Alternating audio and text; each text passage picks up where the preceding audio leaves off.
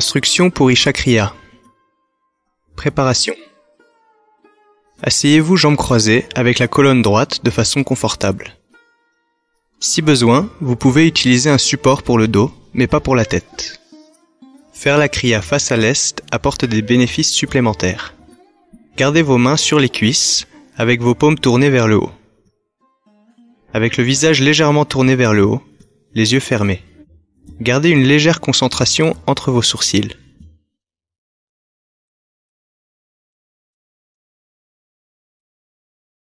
Cette méditation a lieu en 3 étapes. Étape 1. Inspirez et expirez, doucement, lentement. Avec chaque inspiration, mentalement dites-vous « Je ne suis pas le corps ». L'inspiration devrait durer toute la durée de la pensée. Avec chaque expiration, mentalement dites-vous « Je ne suis pas le mental ». L'expiration devrait durer pour toute la durée de la pensée. Répétez cela pour 7 à 11 minutes.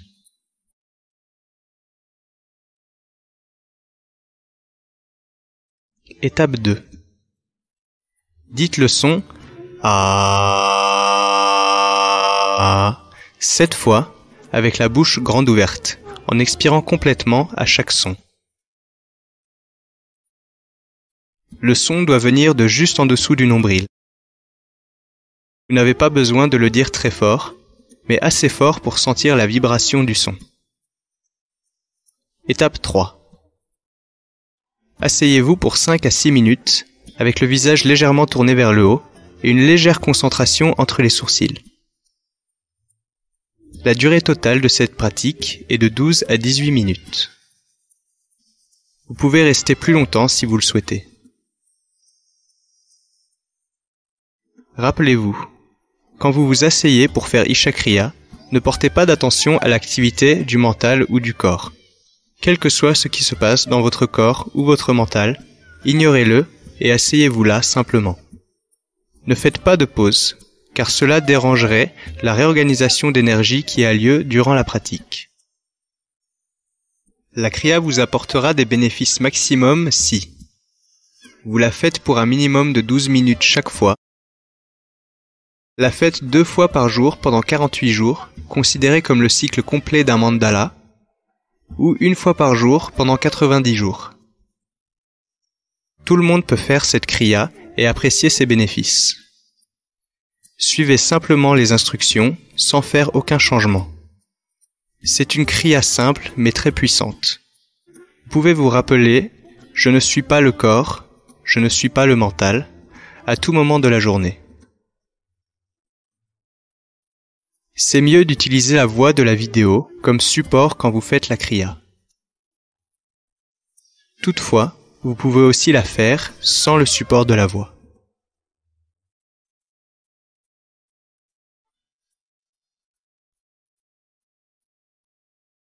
Asseyez-vous jambes croisées et gardez vos paumes ouvertes dirigées vers le haut. Asseyez-vous avec le visage légèrement tourné vers le haut. Au moment où vous vous asseyez de cette façon, avec le visage légèrement tourné vers le haut, vous verrez que naturellement votre concentration va se déplacer entre vos sourcils. Maintenez ça, une concentration légère entre vos sourcils. Quand vous entendez Sadhguru prononcer ces 2 phrases, avec l'inspiration, vous prenez cette pensée. Je ne suis pas le corps. Avec l'expiration, je ne suis pas le mental. Je ne suis pas le corps, je ne suis pas le mental.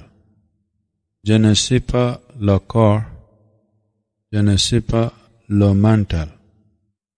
Je ne suis pas le corps, je ne suis pas le mental. Je ne suis pas le corps, je ne suis pas le mental. Je ne suis pas le corps, je ne suis pas le mental. Je ne suis pas le corps, je ne suis pas le mental. Je ne suis pas le corps, je ne suis pas le mental. Je ne suis pas le corps, je ne sais pas le mental, je ne sais pas le corps, je ne sais pas le mental, je ne sais pas le corps, je ne sais pas le mental, je ne sais pas le corps, je ne sais pas le mental, je ne sais pas le corps, je ne sais pas le mental, je ne sais pas le corps, je ne sais pas le mental, je ne sais pas le corps, je ne sais pas le mental, je ne sais pas le corps, je ne sais pas le mental, je ne sais pas le corps, je ne sais pas le mental,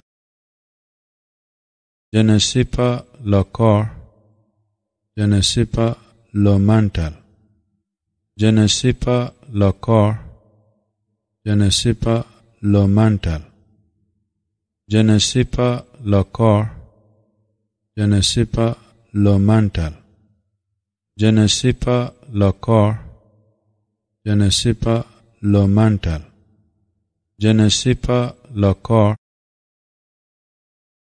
je ne sais pas le mental, je ne sais pas le corps, je ne sais pas le mental, je ne sais pas le corps, je ne sais pas le mental, je ne sais pas le corps, je ne sais pas le mental, je ne sais pas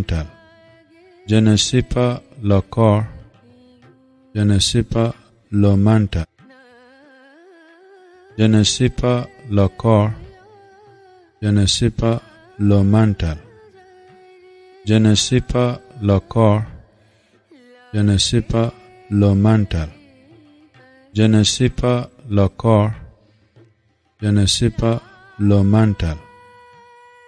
je ne sais pas le mental, je ne sais pas le corps, je ne sais pas le mental, je ne sais pas le corps, je ne sais pas le mental, je ne sais pas le corps, je ne sais pas le mental, je ne sais pas le corps, je ne sais pas le mental, je ne sais pas le corps, je ne sais pas le mental, je ne sais pas le corps, je ne sais pas le mental, je ne sais pas le corps, je ne sais pas le mental, je ne sais pas le corps, je ne sais pas le mental, je ne sais pas le corps, je ne sais pas le mental, je ne sais pas le corps, je ne sais pas le mental, je ne sais pas le corps, je ne sais pas le mental, je ne sais pas le corps, je ne sais pas le mental, je ne sais pas le corps,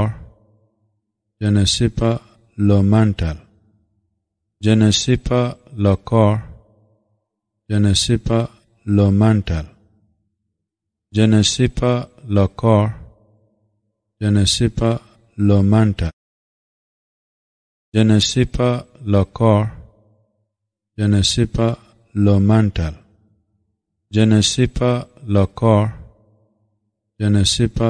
le mental, je ne sais pas le corps, je ne sais pas le mental, je ne sais pas le corps, je ne sais pas le mental, je ne sais pas le corps, je ne sais pas le mental, je ne sais pas le corps, je ne sais pas le mental, je ne sais pas le corps, je ne sais pas le mental, je ne sais pas le corps, je ne sais pas le mental, je ne sais pas le corps, je ne sais pas le mental, je ne sais pas le corps, je ne sais pas le mental, je ne sais pas le corps, je ne sais pas le mental,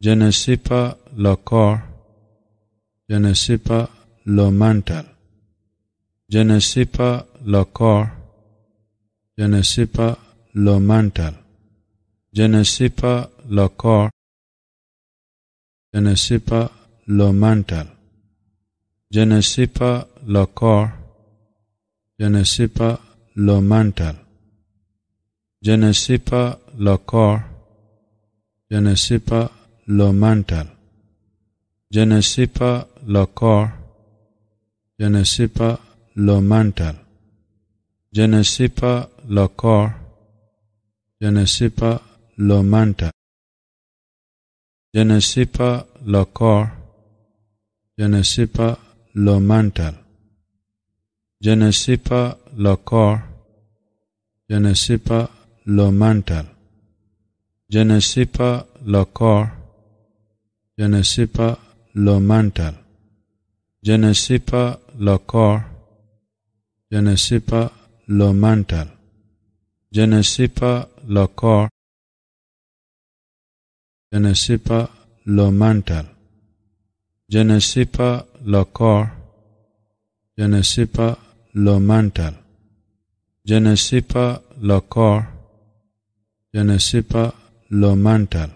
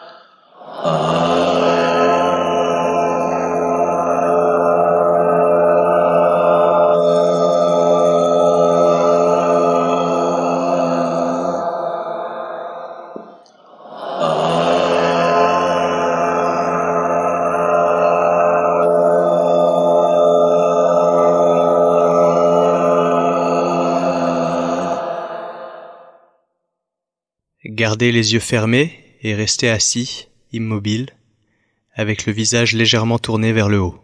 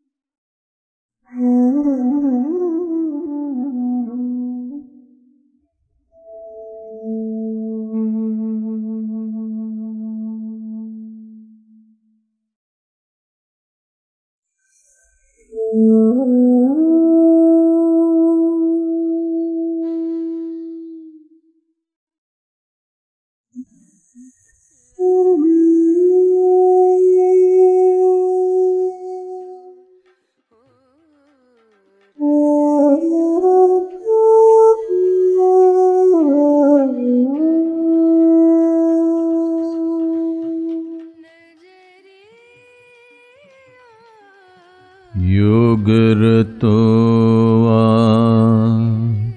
भोगरतो वा संगरतो वा संगविहीनः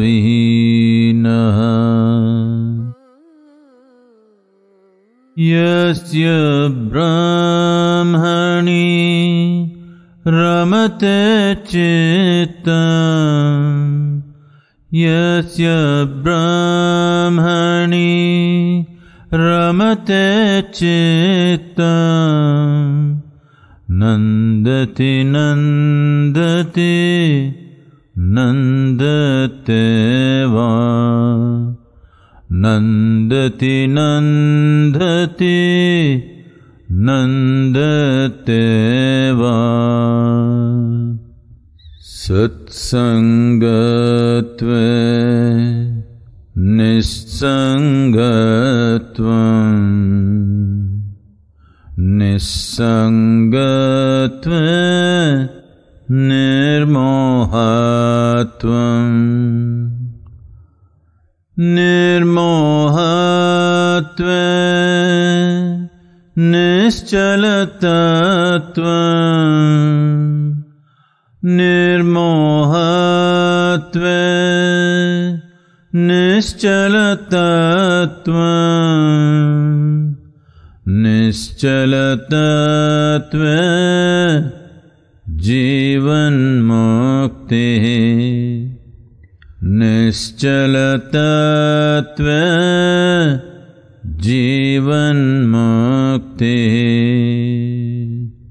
Punarapi jananam Punarapi maranam Punarapi janani Jatare shayanam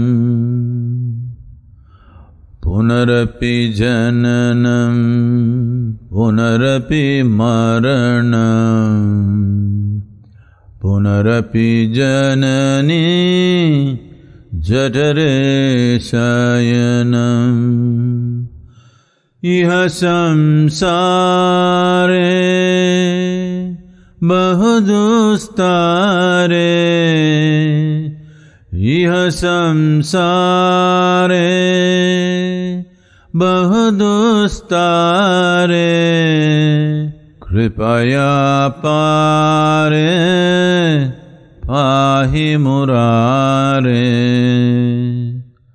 Kripaya pare pahi murare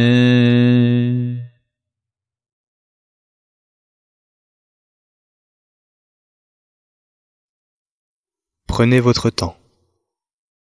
Prenez votre temps. Doucement, très doucement, ouvrez vos yeux. La pratique quotidienne d'Ishakriya apportera santé, dynamisme, prospérité et bien-être. C'est un outil puissant pour faire face au rythme incessant de la vie moderne. Il permet aux gens de faire l'expérience de la vie au maximum de son potentiel.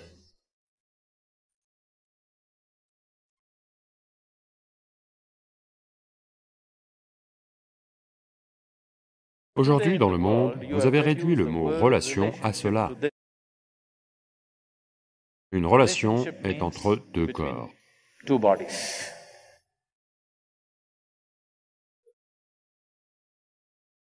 Quand vous la basez tellement sur le corps, au bout d'un moment, les gens vont se lasser de vous. Avant d'établir une quelconque relation, n'importe quel genre, vous devez établir ceci. Donnez-vous une chance et voyez. Les gens, malheureusement, mettent fin à leur vie pour diverses raisons. Même les enfants ont commencé à se suicider. Des enfants de moins de 13 ans qui se suicident. Ce n'est pas bon du tout. Mais si des gens mettent fin à leur vie à cause d'une relation, si vous parlez d'un Roméo et d'une Juliette qui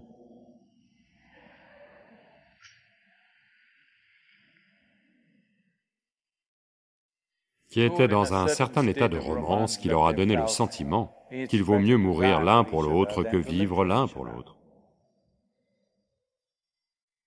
S'ils avaient vécu, on ne sait pas.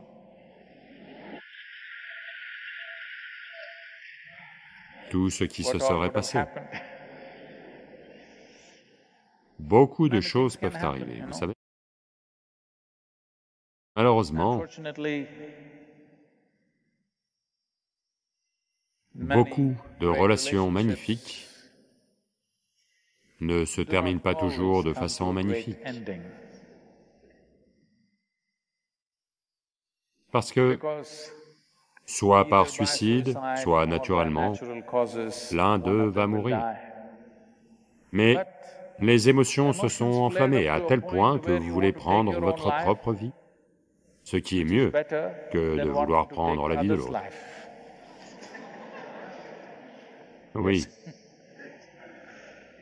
Quand les gens, leurs émotions s'enflamment, certains veulent prendre la vie de l'autre. Certains veulent prendre leur propre vie. Prendre votre propre vie n'est pas une bonne chose, mais un peu mieux que de prendre une autre vie. Non? Parce que ce n'est pas à vous de décider si l'autre doit vivre ou non. Donc, blague à part, c'est terrible que des gens qui se sont connus pendant si longtemps, des gens qui semblaient s'être compris, des gens qui ont partagé beaucoup de choses merveilleuses ensemble, deviennent si méchants l'un envers l'autre. Tout le monde ne se suicide peut-être pas, mais beaucoup de gens deviennent super amers l'un envers l'autre.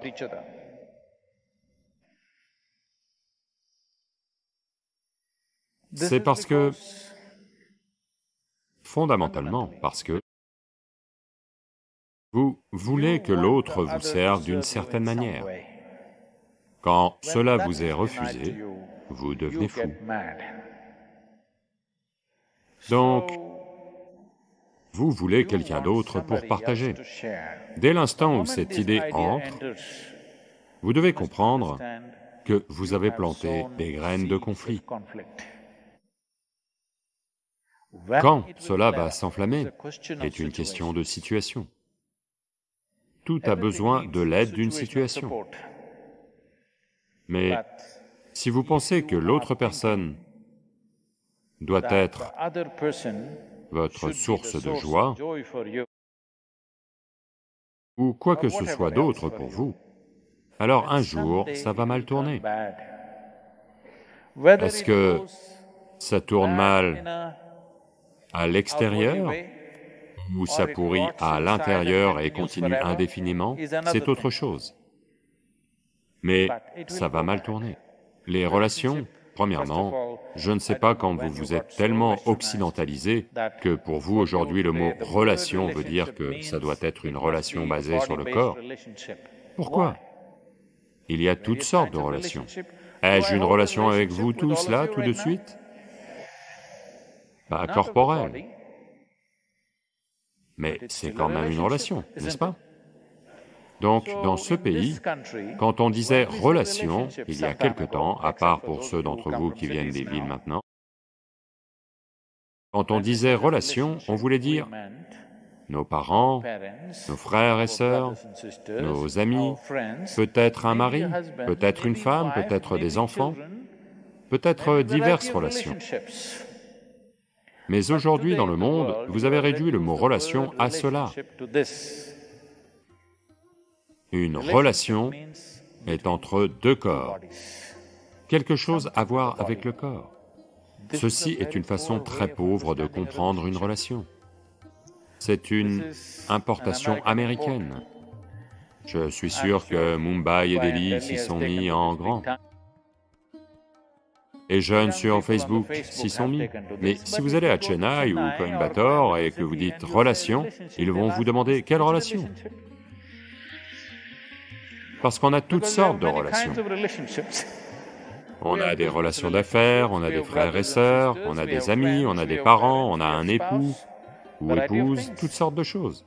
Mais dans votre mental, c'est devenu comme ça. Et une relation, c'est entre un homme et une femme. ou peut-être aujourd'hui, dans d'autres choses, peu importe, mais essentiellement basé sur le corps. Ce que ça veut dire, c'est que vous régressez. Vous pensez qu'aucune relation n'a de valeur à moins que deux corps ne soient quelque part connectés, que ce soit par le cordon ombilical ou autrement, quelque part ils doivent être connectés, alors seulement la relation a de la valeur. Ceci est un pas en arrière. D'abord, je veux que vous changiez ce que relation veut dire. Il y a toutes sortes de relations qu'on peut avoir dans nos vies. Et permettez qu'il en soit ainsi. Donc, vous parlez essentiellement de 10, 15 ans, c'est-à-dire une relation physique. Le physique n'est pas la seule relation. Il y a bien d'autres types de relations dont un être humain est capable. Des relations exclusivement physiques pour les autres créatures. Elles ne sont pas capables de se connecter autrement que par leur corps. Oui? Oui ou non? Les autres créatures ne savent pas comment se connecter à quoi que ce soit, à moins de s'y connecter avec leur corps. Un être humain est capable de se connecter de très nombreuses façons, pas juste par le corps. Maintenant, ceci n'est pas une relation corporelle, ceci n'est pas une relation de sang, c'est une relation de lumière. Jamais dans ma vie, je n'ai à venir même vous toucher, mais il y a quand même une relation profonde. Oui ou non?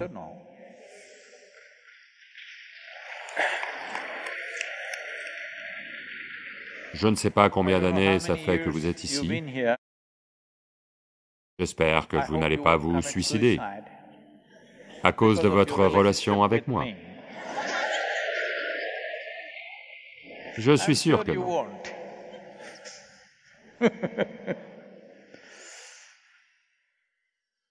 Donc, quand vous la basez tellement sur le corps,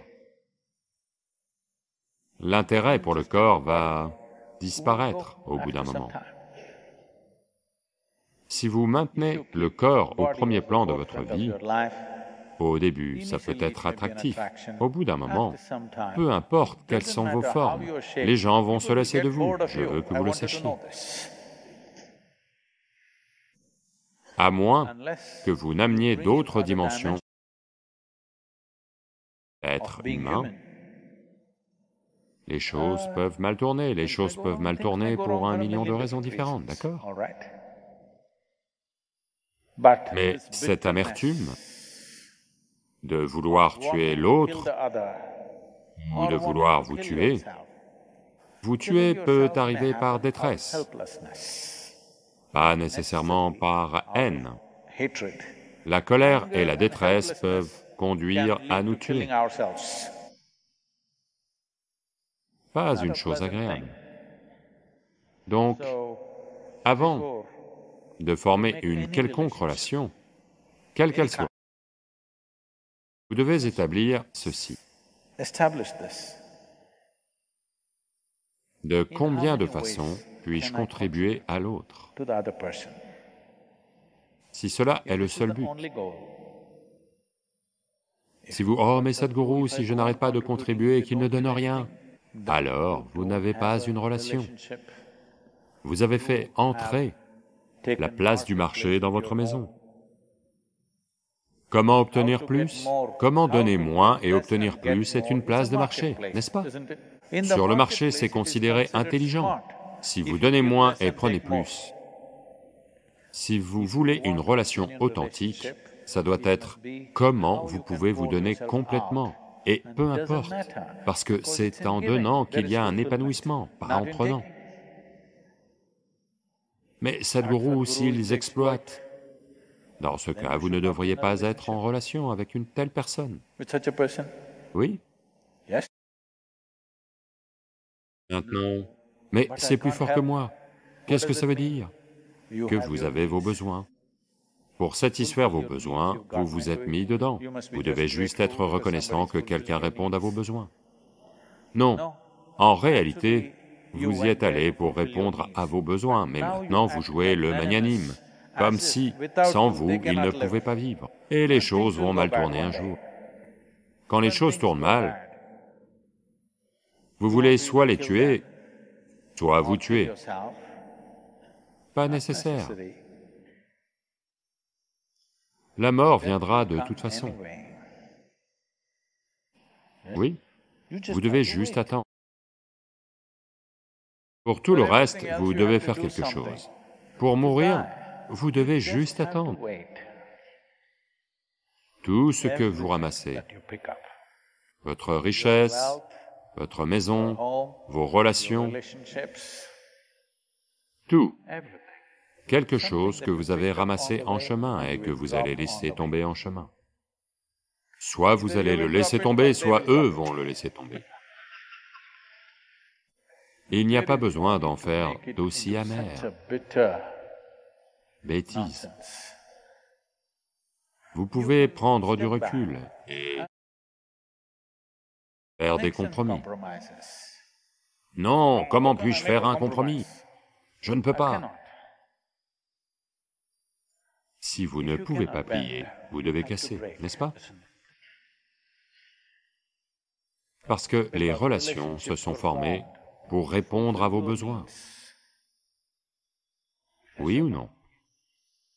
Si vous comprenez cela en permanence, vous serez reconnaissant, pas en colère, pas amer.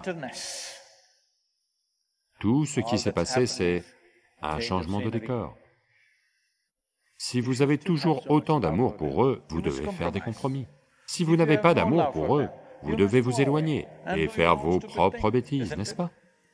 Oui ou non?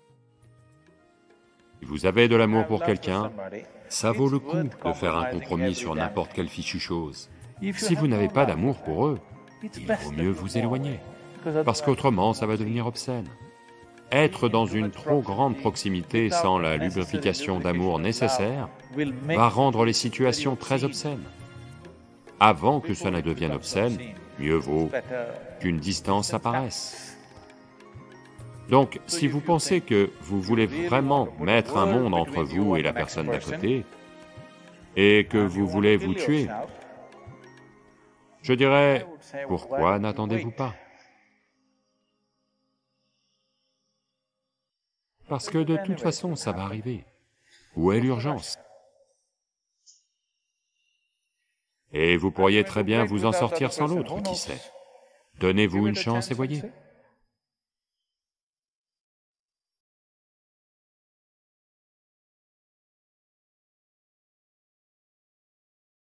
La santé du côlon est quelque chose qui est complètement négligé aujourd'hui. Si vous ne maintenez pas votre côlon propre, maintenir votre mental dans un état équilibré est très difficile. Donc dans l'Ayurveda et le Siddha, la première chose, si vous dites quoi que ce soit, vous avez des nuits blanches, vous avez quelque chose de perturbé, de léger, n'importe quel genre de problème psychologique, la première chose c'est de purger.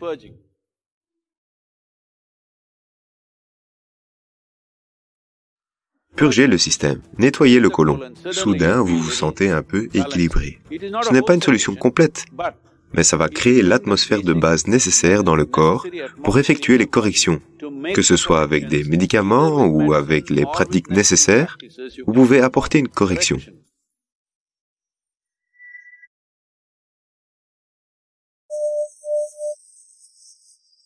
Un yogi est toujours censé, vous savez, évacuer ses selles 2 fois par jour.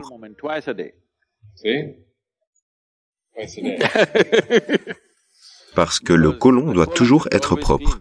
Si vous voulez faire certaines sadhanas, le côlon doit être propre. Et on sait cela, que si le côlon est à un certain niveau d'impureté, ou s'il y a un certain niveau de déchets dans le côlon, et que l'on fait certaines pratiques yogiques, le corps va commencer à dégager une mauvaise odeur. Et ça vous rentre aussi dans la tête, à coup sûr. Donc c'est directement lié. Si vous retenez la merde, elle vous monte à la tête et gâche votre vie de très nombreuses façons. Donc les impuretés dans le corps doivent partir le plus rapidement possible. J'ai l'impression que tout un tas de médecins disent « Vous devez manger aussi souvent que possible. Ne mangez pas un gros repas, mangez toutes les 2 heures, quelque chose comme ça. » Voyez, quand la nourriture est dans la poche gastrique, pas dans l'intestin, quand elle est dans la poche gastrique, quand le processus digestif est en cours, au niveau cellulaire, il n'y aura pas de purification. Les cellules vont retenir les impuretés pendant longtemps, parce que si le processus digestif est en cours, tout le reste est ralenti, y compris votre cerveau. Donc, dans le système du yoga, il doit y avoir au minimum un écart de 6 à 8 heures entre un repas et le suivant. Si cela n'est pas possible, au moins 4 à 5 heures. 5 heures d'écart, c'est un must. Moins que ça veut dire que vous vous causez du tort.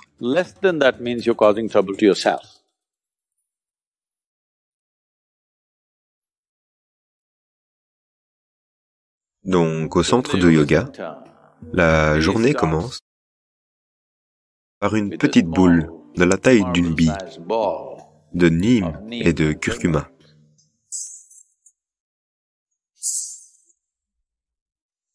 Cela a de nombreux aspects en ce qui concerne l'impact que ça a sur votre système. Mais la première chose, c'est que l'arbre à neem, qui est présent dans toute l'Inde,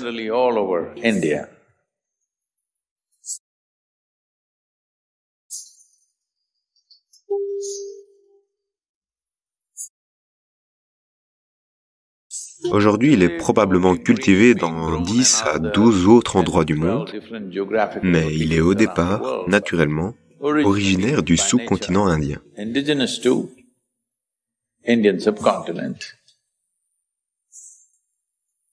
C'est l'une des feuilles les plus complexes que vous puissiez trouver sur la planète.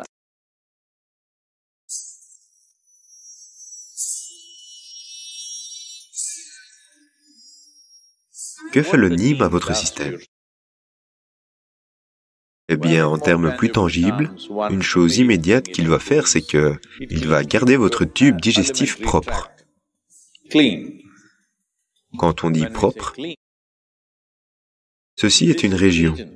Tout ce processus digestif est une région où vous avez un maximum d'autres vies. Donc, dans ce tube digestif, il y a une multitude de micro-organismes. Beaucoup d'entre eux sont devenus des amis pour nous. Nous vivons grâce à eux. Nous sommes capables de digérer la nourriture grâce à eux. Beaucoup de fonctions dans le corps ont lieu grâce à eux. Mais tout de même, il y en a beaucoup qui sont nuisibles pour nous. La singularité du neem, en particulier quand il est consommé avec du curcuma,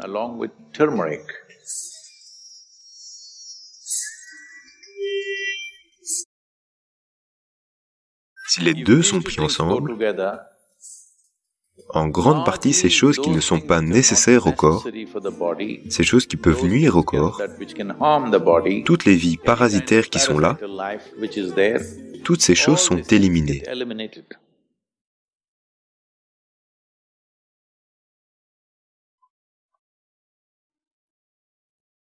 Du 15 décembre au 15 janvier, ce mois-là, à cause de l'influence très diminuée du Soleil sur l'hémisphère nord, une certaine inertie tend à s'installer dans tout ce qui est physique. L'aspect physique de la vie a tendance à passer en mode inertie. Quand l'influence solaire est à son minimum, que son influence est diminuée, l'inertie s'installe. Quand l'inertie s'installe, l'une des conséquences, c'est que votre côlon ne sera pas propre. La chose la plus simple, c'est cela, de maintenir le système lymphatique actif. Ensuite, l'entretien du côlon aura lieu. Il y a ce qui s'appelle le triphala.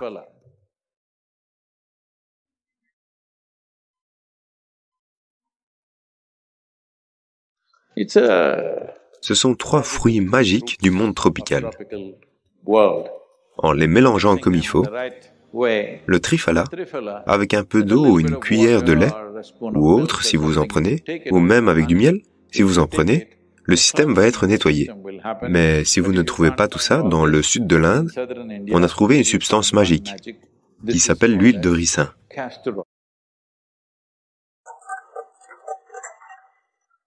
Juste un peu.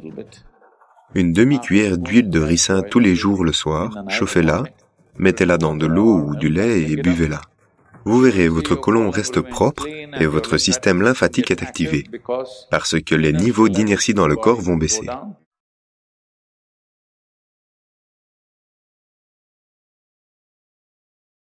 C'est quelque chose dont on parle depuis toujours. Et maintenant, ils l'ont découvert avec une recherche à 1 milliard de dollars. Et j'ai vu des centaines et des milliers de gens qui sont juste devenus en forme et en bonne santé. Si quelque chose apparaît dans mon assiette, si simplement je le sens, je sais quoi manger et quoi ne pas manger. Vous mangez quelque chose aujourd'hui, et voyez, apprenez juste à observer à quel point votre corps se sent agile et actif après avoir mangé cette nourriture.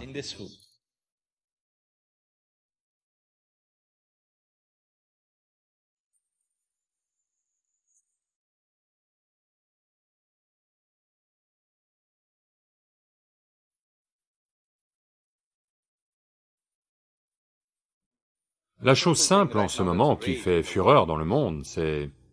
Si vous venez à notre ashram, tous les gens là-bas qui sont physiquement extrêmement actifs mangent à 10 heures du matin, à 7 heures du soir, 2 repas.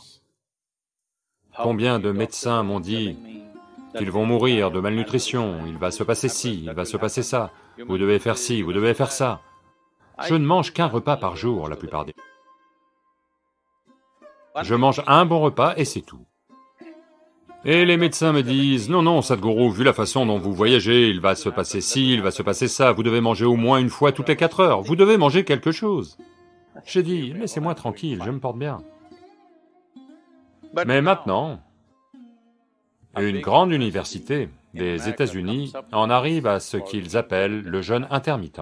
Ce ne sont pas des bêtises, c'est bien, mais ils ont redécouvert quelque chose que l'on sait depuis toujours.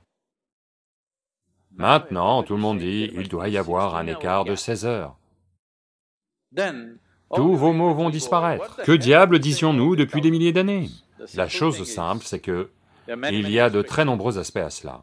Psychologique, physiologique, mais maintenant, le cancer est en progression dans le monde. Une cellule cancéreuse est comme un criminel dans la société. Chacun de nous en a dans son corps. Ce n'est que si leur concentration devient plus importante qu'elle ne devrait être, ou si elles se liguent et se rassemblent à un endroit, qu'elles deviennent comme du crime organisé. Il y a des pickpockets à Kochi, j'en suis sûr. Allô? Il y a de petits criminels, opérant individuellement, opérant à 2 ou à 3. On ne les prend pas très au sérieux, on les laisse parce que ça arrive. Mais supposez que 100 d'entre eux se soient réunis en crime organisé.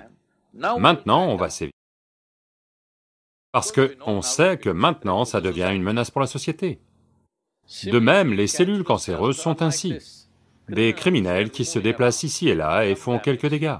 Leur seul problème, c'est que elles mangent en général environ 8 à 12 fois plus que ce que les autres cellules mangent.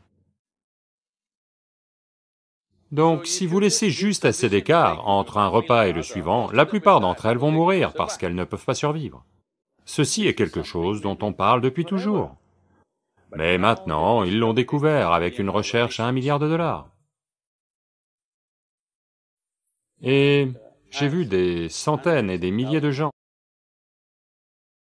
qui retrouvent simplement la forme et la santé, simplement parce que ils ne font pas le plein tout le temps, alors que le réservoir déborde.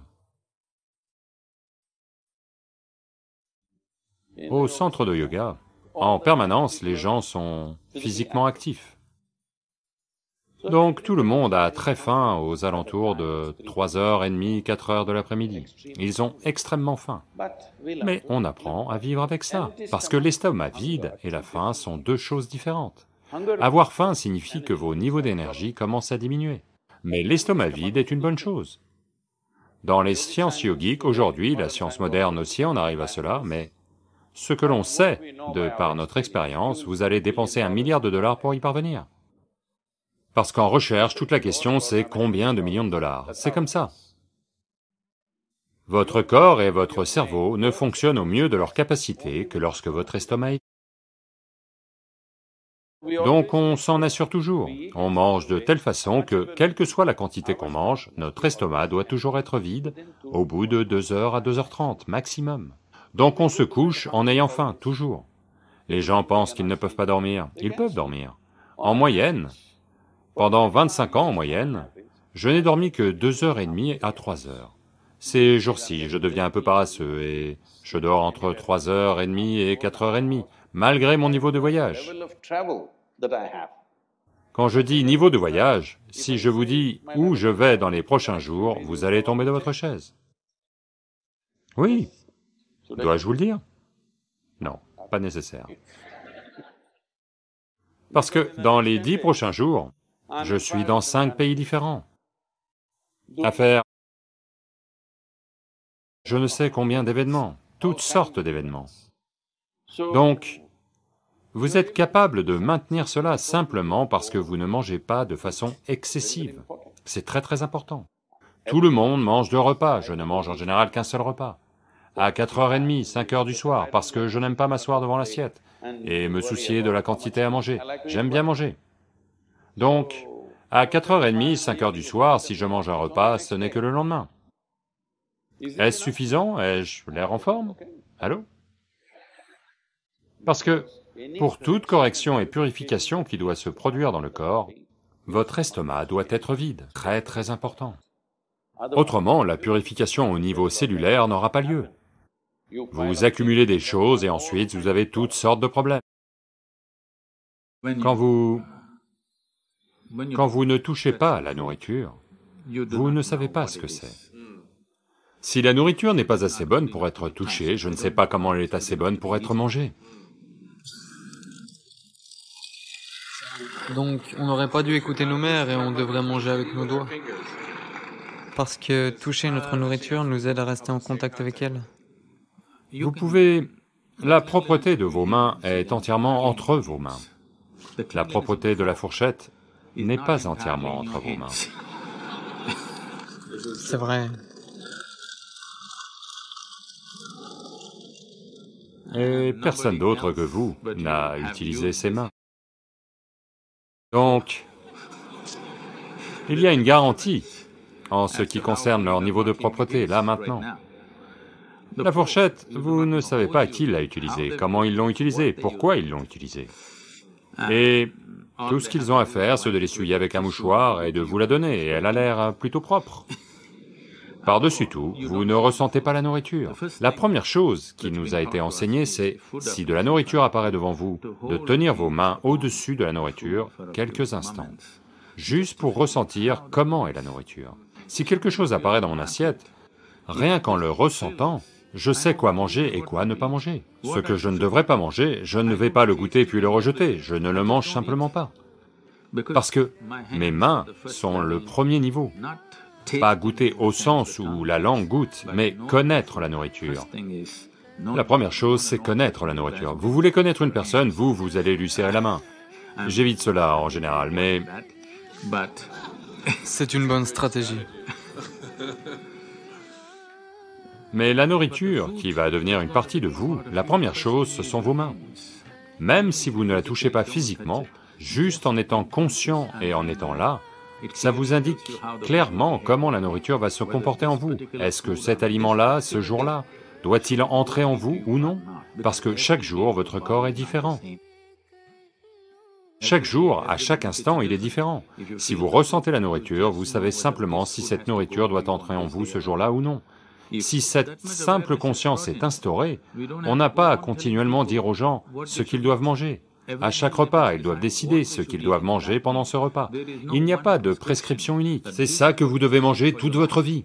Ça va devenir trop claustrophobique, ce « je ne peux manger que ça ».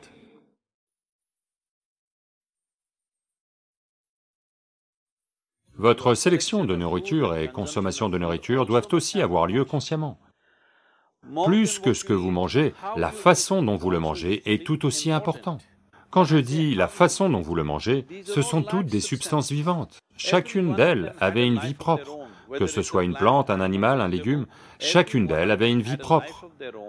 Maintenant, d'une façon ou d'une autre, vous en faites de la nourriture. Vous devez la consommer avec la plus grande gratitude. Si vous abordez cela avec un certain sentiment de gratitude et de révérence envers la nourriture que vous mangez, quand je dis révérence, ça peut vous sembler exagéré, mais je vous le demande. Disons qu'on vous met dans une pièce et que vous n'avez rien à manger pendant 5 jours. Si Dieu apparaît devant vous, allez-vous demander de la nourriture? Donc voilà à quel point c'est important. Vous devez comprendre, la nourriture dans votre assiette n'est pas juste une substance. Ce n'est pas un matériau, ce n'est pas une marchandise, c'est de la vie. C'est le matériau de construction de votre vie. Donc vous devez la traiter comme telle. En ce moment, quand elle est dans l'assiette, quand elle est là, dehors, elle n'a aucune valeur. Mais dès l'instant où vous la consommez et qu'elle devient votre chair et votre sang, alors soudain elle a une valeur immense. Pourquoi vivons-nous comme ça? Il est très important que, quand elle arrive dans votre assiette, déjà, vous la traitiez comme une partie de vous-même. Avec beaucoup de révérence, vous devez la consommer. Juste la façon dont vous la consommez, si vous changez cela, la nourriture se comportera très différemment en vous. C'est ce que conscience veut dire. Si les gens disent « votre conscience n'a aucun impact sur votre vie », seules les structures chimiques ont un impact, je suis vraiment désolé pour eux, parce que ce n'est pas ainsi que la vie fonctionne. La conscience humaine a un impact profond sur tout ce qu'on touche. En particulier avec la nourriture, où l'on fait d'une autre vie une partie de nous-mêmes. Lorsqu'on fait une telle chose, il est très important qu'on la traite avec la plus grande gratitude et révérence. Je vais vous le dire, il n'y a pas de bonnes habitudes et de mauvaises habitudes. Habitude veut dire que vous fonctionnez inconsciemment. Si vous fonctionnez inconsciemment, c'est une mauvaise chose parce que tout le truc de l'être humain, c'est qu'on est capable de faire les choses consciemment. C'est la beauté d'être humain, de pouvoir tout faire consciemment. Ce qu'un animal fait inconsciemment, on peut faire la même chose consciemment. On peut manger inconsciemment, ou on peut manger consciemment. On peut respirer inconsciemment, ou on peut respirer consciemment. Tout ce qu'on peut faire, on peut le faire consciemment. Dès qu'on fait quelque chose consciemment, soudain cet être humain a l'air très raffiné et merveilleux, juste parce que quelqu'un marche et parle consciemment. Ne devient-il pas un bel être humain? Oui ou non? C'est tout. Donc pourquoi est-ce qu'on essaye de développer des habitudes comme si c'était une bonne chose? Habitude veut dire réalité figée, où vous n'avez pas à réfléchir, vous vous levez le matin et ça va vous arriver. Non, n'essayez pas d'automatiser votre vie. Ce n'est pas efficace, c'est l'efficacité de la machine. Celui-ci est censé fonctionner intelligemment et consciemment. Personne n'attend de lui qu'il fonctionne comme une machine. Donc, en ce qui concerne la nourriture et tout, la nourriture doit convenir au corps pour lequel on mange. Elle est pour le corps, c'est le matériau de construction de ce corps, la nourriture que vous mangez. Quelle est la nourriture adaptée est malheureusement très chamboulée en ce moment. Traditionnellement, nous mangions très judicieusement dans ce pays. Mais ces milliers d'années d'invasion ont amené d'autres types de cultures alimentaires, et aujourd'hui le régime national c'est la pizza ou les pâtes. C'est lequel? Lequel est premier? Je ne sais pas, les deux étaient en lice. Donc, nous perdons notre sens de la nourriture. Il est à coup sûr temps de regarder ce qui est le plus adapté. Si je rentre dans ce sujet, c'est un processus très long, mais vous devez expérimenter avec la nourriture, pas seulement avec la langue, mais avec le corps. Vous mangez quelque chose aujourd'hui, et voyez, apprenez juste à observer à quel point votre corps se sent agile et actif après avoir mangé cette nourriture. Si la sensation c'est qu'il veut aller s'enterrer, ce n'est pas la bonne nourriture. Si la sensation c'est qu'il veut être vivant après avoir mangé, à part le café, parce que c'est un stimulant. Si vous mangez de la nourriture et que votre corps se sent très agile et vivant, ça veut dire que c'est de la bonne nourriture, le corps l'aime. Si vous mangez quelque chose et il se sent lourd, ça veut dire qu'il ne l'aime pas, ça lui pose des difficultés, c'est pour ça qu'il se sent lourd. Donc juste en vous basant là-dessus, il y a tout un... disons que c'est une façon très simpliste de le présenter.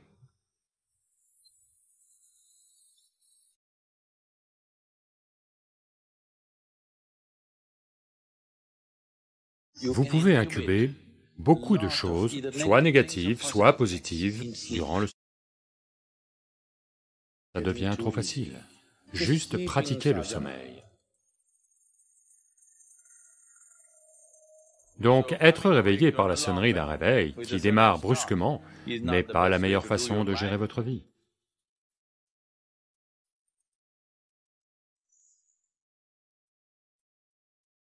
Combien d'entre vous constatent qu'un matin au réveil, sans aucune raison, vous vous sentez juste mal, sans raison?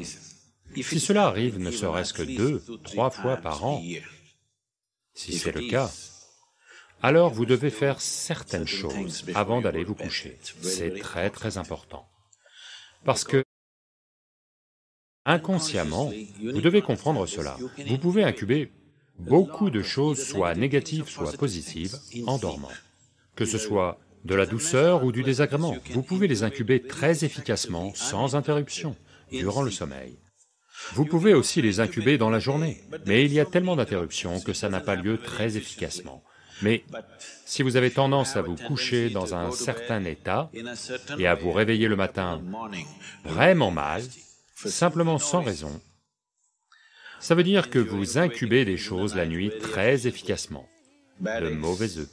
Ce n'est pas qu'une question de troubles psychologiques, ça peut causer de gros problèmes physiologiques au bout d'un certain temps. Il est important que vous éliminiez ces choses de votre vie.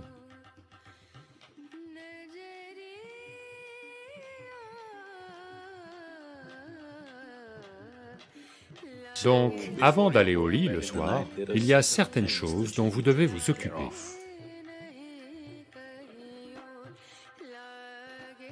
Le mieux si vous mangez de la viande et d'autres types de repas, c'est que vous mangiez au moins 3 à 4 heures avant d'aller vous coucher. La digestion est terminée.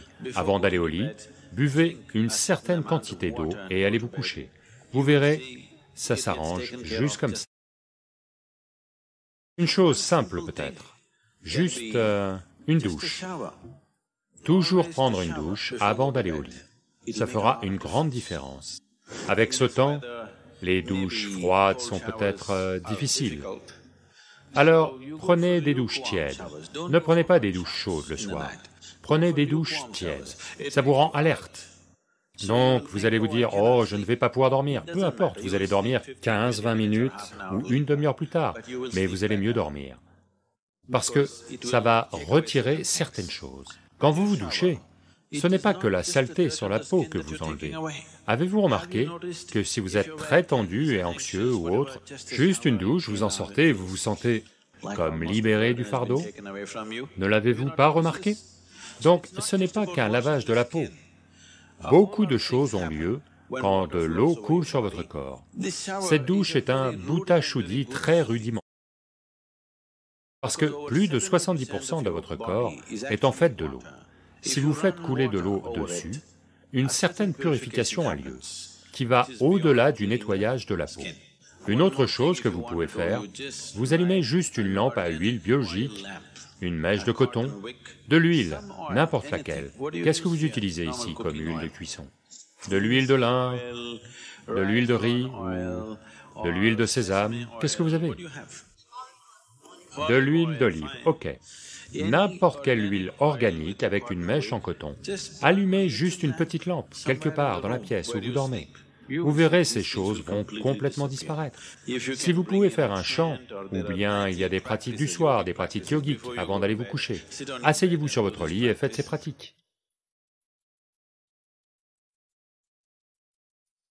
Savez-vous que si vous vivez pendant 60 ans, en moyenne, la plupart des êtres humains mangent entre 11 et 14 tonnes de nourriture. Donc ça veut dire que même ce que vous pensez être mon corps n'est pas ça, ça change tous les jours. De nouveaux apports arrivent et de vieilles choses s'en vont. Donc 14 tonnes, vous n'avez pas apporté tout ce poids-là tout de suite. Donc de toute évidence, ce que vous avez comme corps en ce moment n'est qu'une quantité transitoire de nourriture et de terre, n'est-ce pas? Allô? Donc ce que vous pensez être à moi n'est pas ça non plus, ça change tout le temps. Ce soir, avant de vous coucher, passez au moins 12 à 15 minutes à vous rappeler, je ne suis ni ce corps, ni ce mental. Allongez-vous simplement et rappelez-vous-en, ce corps n'est pas vraiment toi. Il m'appartient en ce moment pour l'utiliser, mais ce n'est pas vraiment moi. Juste, si vous n'y arrivez pas, reliez-le simplement à votre respiration. En inspirant, je ne suis pas le corps. En expirant, je ne suis pas le mental. Allongez-vous simplement pendant 12 minutes, et faites-le jusqu'au dernier instant avant de vous endormir. C'est quelque chose que vous devez remarquer.